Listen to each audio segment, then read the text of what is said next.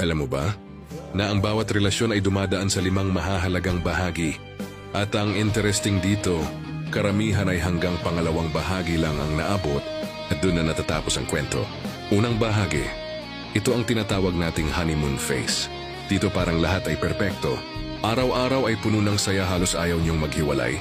At pakiramdam ninyo kayong dalawa na ang magkasama hanggang sa huli. Lahat ay magaan, lahat ay maganda at kahit maliliit na bagay ay parang masarap sa pakiramdam. Pero darating ang pangalawang bahagi at dito na pumapasok ang reality check ng isang relasyon. May tampuhan, selos, hindi pagkakaintindihan, pati maliliit na bagay ay lumalaki. At sa puntong ito ay maraming relasyon ang nasisira. Hindi kinaya, naghiwalay, at ang ending balik na naman sa unang bahagi. Uulit sa parehong cycle, paulit-ulit lang, ngunit kung malagpasan ninyo ang pangalawang bahagi, darating kayo sa pangatlong bahagi, acceptance. Ito yung panahon na nare-realize mo na hindi pala perpekto ang taong mahal mo. Pero kahit anuman ang nakaraan niya, sino man siya, tanggap mo pa rin at dahil doon, nagsisimulang tumibay ang pundasyon ng relasyon ninyo.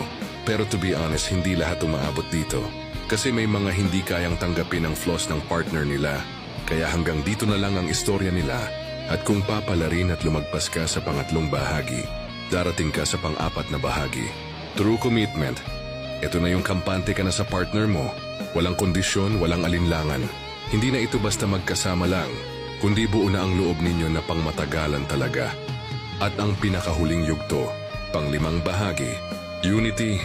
Ito yung antas na mas kilala mo na ang partner mo kaysa sa sarili mo. Hindi na lang basta pagmamahal ang dahilan bakit kayo magkasama.